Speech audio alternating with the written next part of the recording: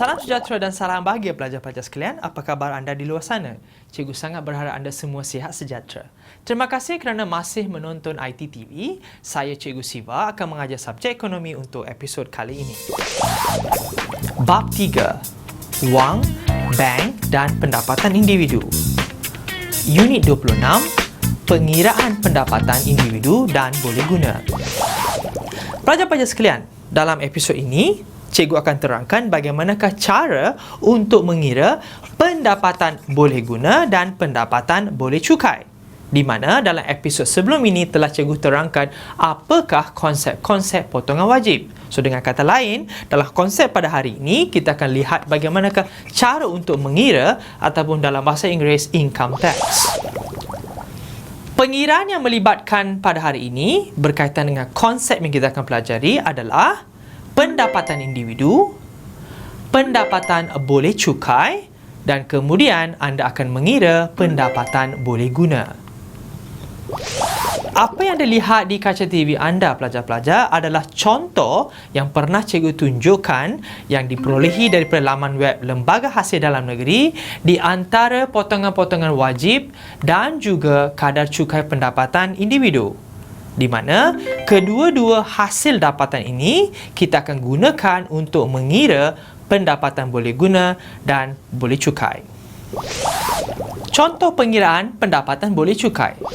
Pelajar-pelajar sekalian, apa yang dilihat di sebelah kanan cikgu adalah di antara jenis-jenis pelepasan cukai yang diberi yang boleh digunakan untuk soalan ini. Di mana dengan andaian di sini katakan seorang pendapatan individu tersebut adalah RM50,000. Sebelum kita mempelajari lebih mendalam, terdapat dua jenis formula yang pelajar-pelajar perlu ketahui. Di mana pendapatan boleh cukai. Yang kedua, pendapatan boleh guna. Pelajar-pelajar perlu mengetahui kedua-dua formula sebelum meneruskan proses pengiraan tersebut. Untuk yang pertama, cikgu akan mengajar bagaimanakah cara untuk mengira pendapatan boleh cukai. Kemudian, cikgu akan ajar bagaimana pula cara untuk mengira pendapatan boleh guna. Maka, untuk mencari pendapatan boleh cukai, formula di sini adalah pendapatan individu ataupun dipanggil pendapatan tahunan.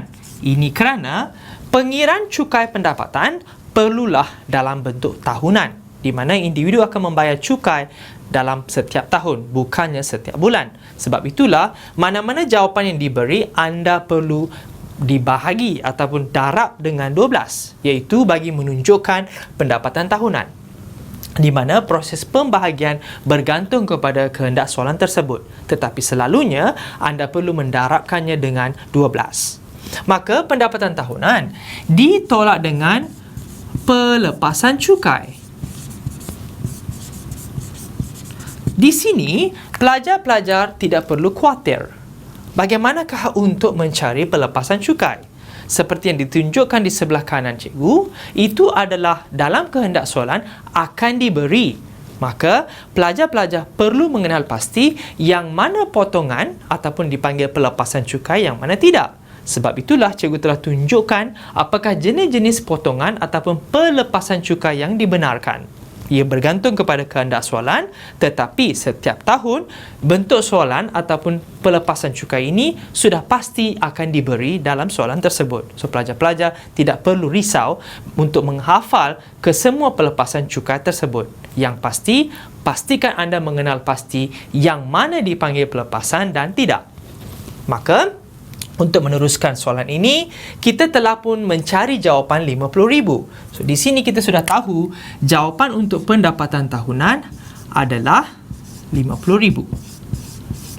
Maka, pelajar-pelajar perlu mengenal pasti berapakah jumlah pelepasan cukai.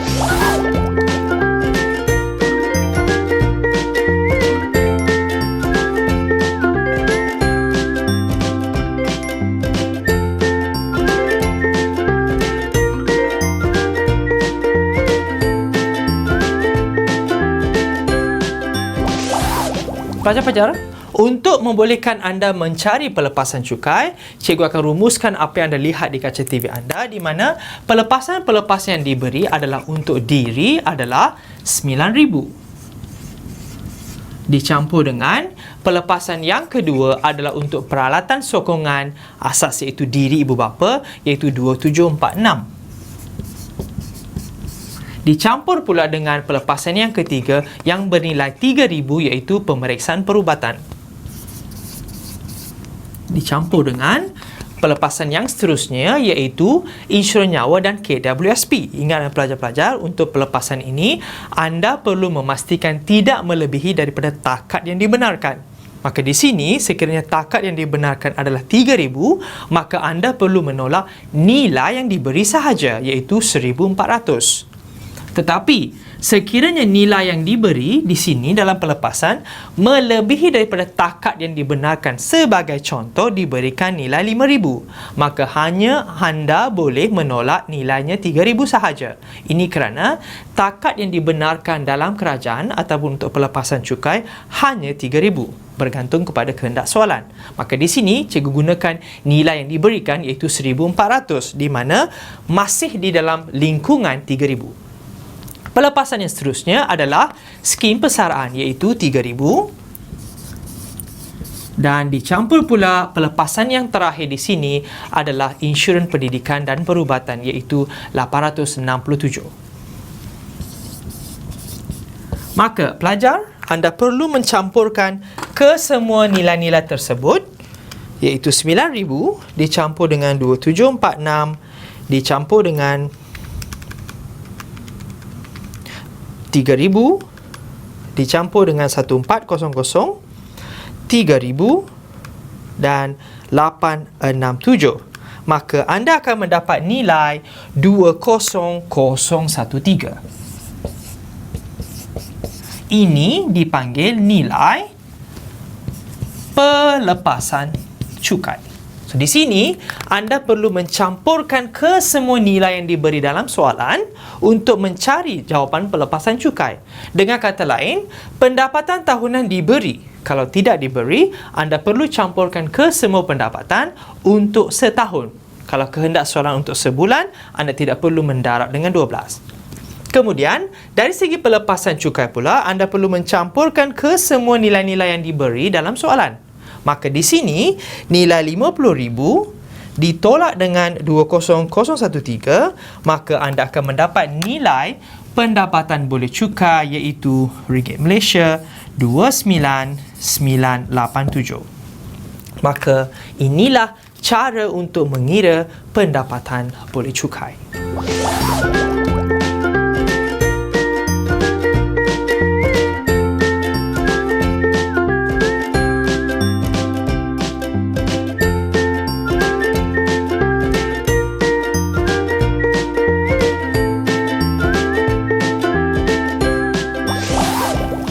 Pelajar-pelajar sekalian, setelah mengira pendapatan boleh cukai iaitu pendapatan tahunan ditolak dengan pelepasan cukai, anda mendapat satu nilai. So, ini dipanggil pendapatan boleh cukai. Di sini telah cikgu simpulkan bagaimana cara pula untuk memakai jadual yang kedua yang telah cikgu tunjukkan iaitu dipanggil kadar cukai. Di mana kadar cukai di sini cikgu simpulkan cikgu mengambil nilai 20,000 pertama iaitu bernilai 150 dan yang berikutnya bernilai 5%. Kenapa cikgu mengambil nilai 20,000? Ini kerana berdasarkan kepada jawapan yang anda dapat. Ia seperti anda masuk ke kawasan mana-mana pusat membeli belah di mana selalunya dikenakan caj perkhidmatan ataupun dipanggil parking, di mana kadar pertama dan berikutnya adalah cara yang berbeza. Maka dengan kata lain, pada kadar yang pertama adalah bersifat tetap, tetapi setiap jam yang berikutnya berdasarkan kepada bilangan masa yang anda gunakan. So, sama juga untuk mengira cukai, yang berikutnya diberi nilai dalam bentuk peratus. Sebagai contoh, untuk pendapatan boleh cukai, anda boleh menolaknya daripada jawapan ini iaitu 20,000. Yang pertama. Dengan kata lain, setelah nilai ini ditolak, anda akan mendapat nilai 49987. Di sini, untuk 20,000 yang pertama, cukai yang dikenakan adalah RM150. So, pelajar-pelajar perlu menolak dari pendapatan boleh cukai dan nilai tersebut ditulis di tepi untuk memberikan pengetahuan bagaimanakah untuk mengira jumlah cukai yang perlu dibayar. Kemudian, kalau anda masih ingat, terdapat lagi balance ataupun baki iaitu 9987. Di sini, kita akan menggunakan yang berikutnya dengan mendarab 5%. Sebab itulah yang berikut di sini kita mendarab dengan nilai tersebut. Maka dengan menggunakan kalkulator,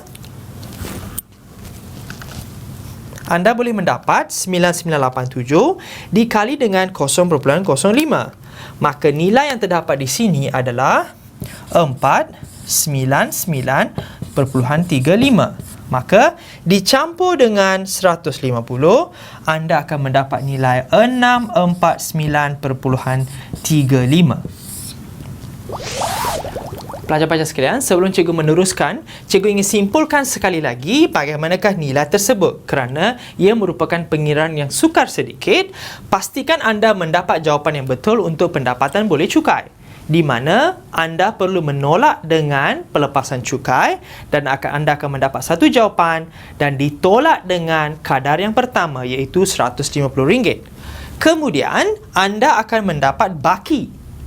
Maka baki ini dikali dengan 5%. Maka nilai ini dipanggil cukai yang perlu dibayar. Inilah jawapan cukai yang perlu dibayar yang akan digunakan untuk mengira pendapatan boleh guna.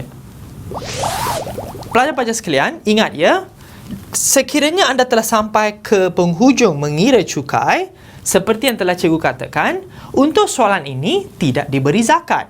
Sekiranya dalam soalan ini diberi zakat, katakan nilai zakat tersebut adalah RM100, anda perlu menolak nilai RM100 di sini.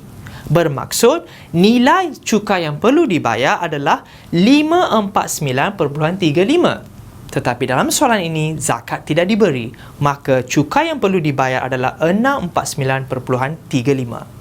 Maka inilah cara mengira pendapatan boleh cukai dan jumlah cukai yang perlu dibayar sebelum kita masuk ke pendapatan boleh guna.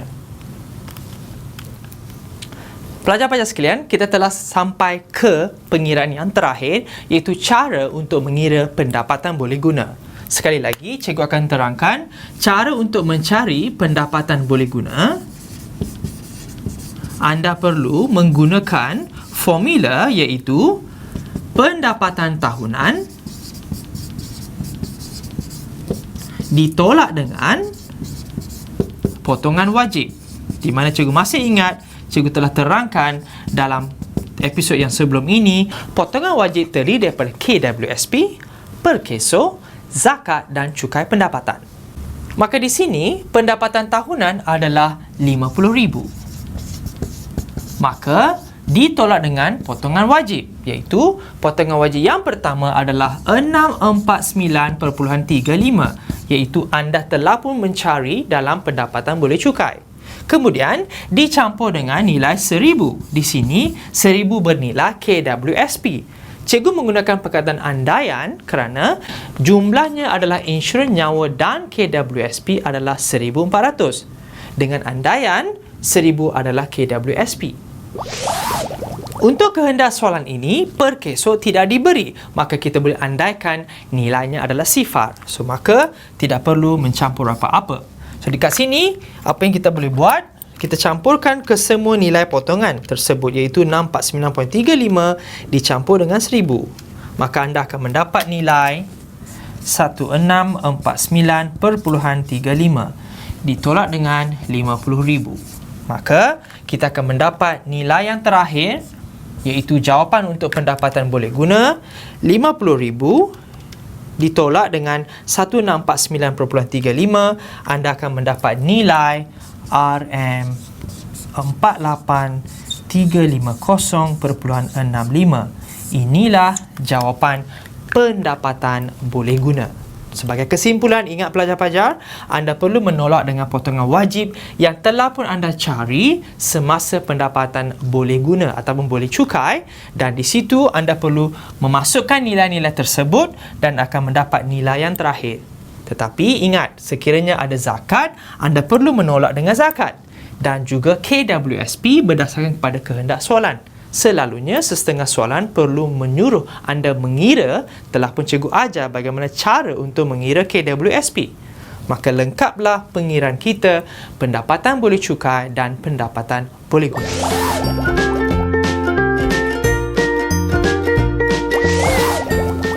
Pelajar-pelajar sekalian, berdasarkan kepada rumusan itu tadi, maka berakhirlah episod kita pada kali ini. Seperti biasa, telah cikgu sediakan contoh untuk soalan kali ini. Mari kita lihat apakah soalan tersebut. Soalan: A ditolak dengan B akan mendapat nilai X, iaitu A merujuk kepada pendapatan, ditolak dengan B, anda akan mendapat pendapatan boleh guna yang bernilai X. X boleh diklasifikasikan komponen yang terdiri daripada A. Zakat, B. Cukai perseorangan, C. Upah, dan D. Bayaran sewa. Pelajar-pelajar sekalian, kehendak soalan ini anda perlu beritahu apakah komponen yang terdapat di dalam X.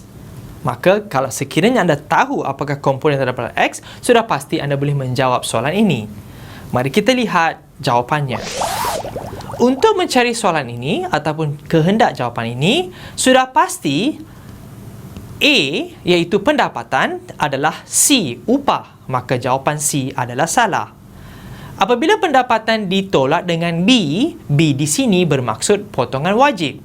Maka A, zakat, B, cukai perseorangan adalah salah.